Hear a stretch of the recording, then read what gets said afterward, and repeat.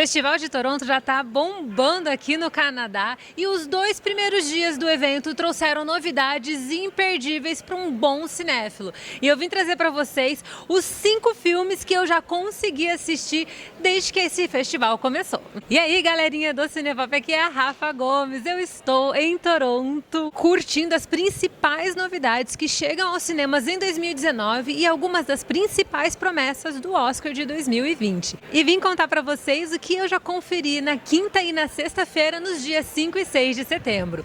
Na quinta-feira, eu já comecei o dia conferindo a nova produção de Terrence Malick. Terrence Malick é um cineasta que não é para todo mundo. Ele tem uma particularidade bem característica nas suas produções. Ele é um cineasta totalmente autoral e aqui ele trouxe a Hidden Life, que conta a história de um fazendeiro comum da Áustria que acaba se negando a lutar em favor dos nazistas na Segunda Guerra Mundial. Essa escolha, que foi uma escolha pessoal em virtude não apenas da sua prática religiosa e por achar que a ideologia nazista na verdade não era a ideologia correta, acabou lhe custando muito caro. E essa história eu conferi ontem na minha primeira cabine de imprensa. O filme tem 3 horas de duração, são quase 3 horas, e é uma produção que, tecnicamente falando, é muito bem construída. Ela é bem Terrence Malick. Ele é o mesmo responsável por De Canção em Canção, o famosíssimo e aclamado A Árvore da Vida, além de, claro, Cavaleiro de Copas. E depois de trabalhar com tantos artistas bem famosos em Hollywood, ele acaba trabalhando com uma parcela de artistas que não tem tanta popularidade no cenário central do cinema, mas são atores realmente muito bons. E aqui a gente tem um relato real que é bem simbólico, é bem emocional e acaba sendo também uma espécie de homenagem aos heróis anônimos, aqueles que acabam tendo atos grandiosos, mas que infelizmente não acabam caindo no conhecimento geral da população mundial. Em geral, a produção é bem construída e, a princípio, o seu roteiro é bem feitinho, sim. O problema é que o miolo da produção é extremamente enrolado, é prolixo e Terrence Malick, mais uma vez, perde a noção do tempo e acaba estendendo a produção muito mais do que ela deveria.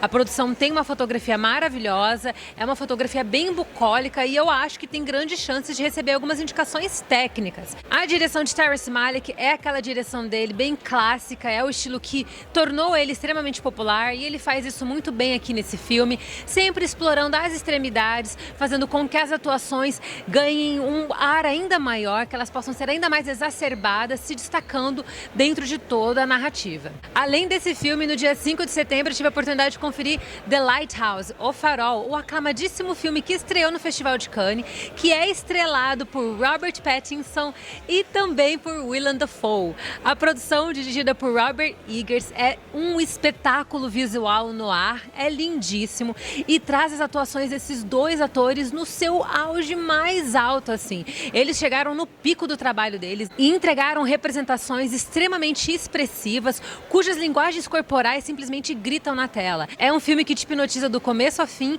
e traz essa narrativa que trabalha bastante com a psique humana. Aqui dentro dessa narrativa nós temos Willem Dafoe interpretando Thomas, um homem que cuida de um farol localizado numa ilha deserta e que acaba contratando um jovem para poder auxiliá-lo na manutenção do espaço.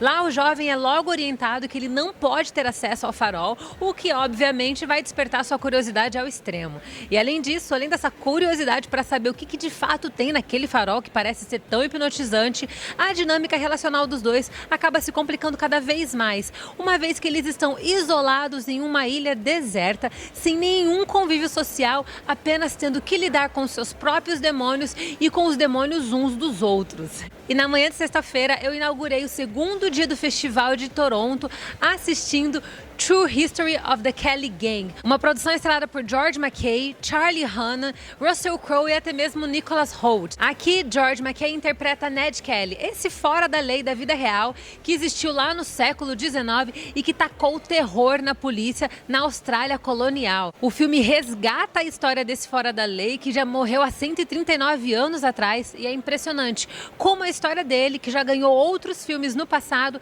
parece estar cada vez mais viva. A narrativa narrativa é muito bem construída, é um filme que traz todos os elementos de um bom filme de ação de época, trazendo uma atuação brilhante de George McKay, que esteve no filme Capitão Fantástico, que é um clássico que saiu de Sundance, um filme que até mesmo rendeu uma indicação ao Oscar a Viggo Mortensen. E aqui ele está no auge da sua atuação, entregando uma caracterização extremamente pesada, cercada por ira, rancor, amargura, sofrimento e até mesmo um sentimento de injustiça.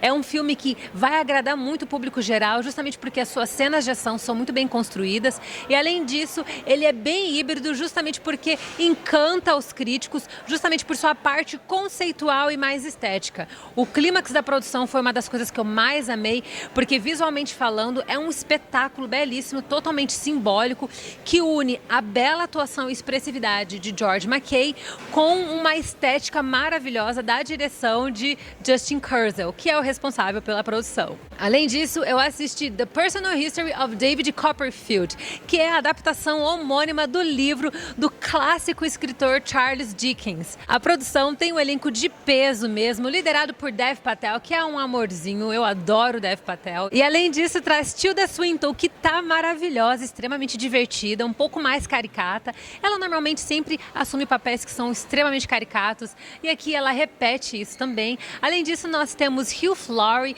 Peter Capaldi, um elenco assim que tá caprichadíssimo. A produção, ela traz ares cômicos e ares dramáticos. Não sei se daria genuinamente para chamar de uma comédia dramática, mas ela é extremamente divertida. Você dá boas risadas com o filme. Patel está encantador na produção, com um olhar totalmente sonhador.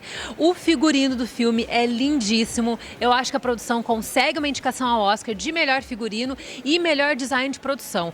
Em se tratando de design, gente, tá um espetáculo. O filme é extremamente colorido em alguns momentos, ao mesmo tempo que também é extremamente sóbrio e sombrio em outros momentos, fazendo um contraste de cores fantástico que faz com que a gente acompanhe a produção como se nós estivéssemos vivendo cada etapa da vida de David Copperfield. É um filme visualmente lindo, é um filme que dá para você curtir também, acaba sendo uma espécie de comédia de época, assim também como poderia ser um drama de época. Ele é um filme bem equilibrado entre esses dois gêneros e eu adorei a escolha que eu fiz, fiquei super feliz porque acertei mais uma vez assistindo o filme e confesso que no final da produção eu ainda chorei um pouquinho junto com o Dev Patel. Achei o final bem emocionante. É uma adaptação literária, não é baseado em fatos reais, obviamente, mas é um filme encantador. E, por favor, não confundam David Copperfield com o famoso mágico que trabalha lá em Las Vegas. Não tem nada a ver uma coisa com a outra. E eu encerrei o meu segundo dia de Festival de Toronto assistindo um filmão brazuca, dirigido por uma mulher. Eu estou falando de Sandra Kogu, que assumiu a direção de Três Verões, um drama com pitadas de comédia também. É outro filme que faz um equilíbrio fantástico entre ambos os gêneros, trazendo a riquíssima na atuação Regina Casé, que pra mim, todas as vezes que ela assume um novo papel no cinema, ela assume com os dois pés no peito, ela chega rasgando, fazendo um trabalho fantástico. E eu amo poder contemplar a atuação dela em cena. Eu acho que ela é uma atriz que traz a essência da brasilidade, ela tem um nível de representatividade gigantesco e quando ela entra em cena, ela me surpreende demais, todas as vezes. Eu tô falando isso pra vocês já arrepiada, porque foi um filme que me encantou do começo ao fim. Primeiro porque a sua personagem, chamada Madá, é extremamente cativante, é uma personagem que é um pouquinho caricata em alguns momentos, a própria Regina Casé tem aspectos um pouco caricatos, é uma personagem que você se encanta logo de início e ao longo de toda a produção a gente vai conhecendo um pouquinho mais a história dela e isso acontece de uma maneira muito natural, todo esse processo de descobrimento de quem é a Madá, que é uma governanta, uma espécie de caseira dentro da casa de uma família muito rica. Ela vive em função dessa família e a gente acaba não sabendo muito sobre quem ela é longe daquele ambiente. Mas ali mesmo, dentro daquela casa, nós começamos a descobrir um pouquinho sobre o seu passado e as revelações acabam vindo como uma espécie de camadas. São camadas progressivas que são reveladas ao longo de toda a produção e nós vamos nos encantando cada vez mais por ela. E aqui nessa narrativa, a gente acompanha a história de Madá, que seria de certa forma uma representação do povo brasileiro que sofre com os reflexos da corrupção no nosso país. É um filme que acaba tratando de maneira bem direta a Operação Lava Jato, mas sem explorar a operação em si de maneira categórica. A produção pega a operação e começa a contar um lado diferente, que é um lado que nem sempre a gente acaba vendo nos cinemas. A gente costuma ver sempre o lado da operação e aqui a gente vê os reflexos que toda essa corrupção que está alastrando o nosso país há tantas décadas tem gerado na vida do povo. E é muito lindo a forma como isso mostra, porque o filme acaba sendo bem didático, uma lição de vida mesmo sobre o que essas atitudes podem fazer a longo prazo na vida de tantas pessoas. E é lindo poder ver isso através da Regina Casé. Eu fiquei emocionada com o filme. Numa das cenas que ela tem o monólogo principal da produção, eu me emocionei junto com ela. E ao final do filme eu fiquei extremamente feliz por ter tido aquela experiência. Gente, esses foram só os 2 primeiros dias do Festival de Toronto. Tem muita coisa pra rolar. Semana que vem tem Coringa.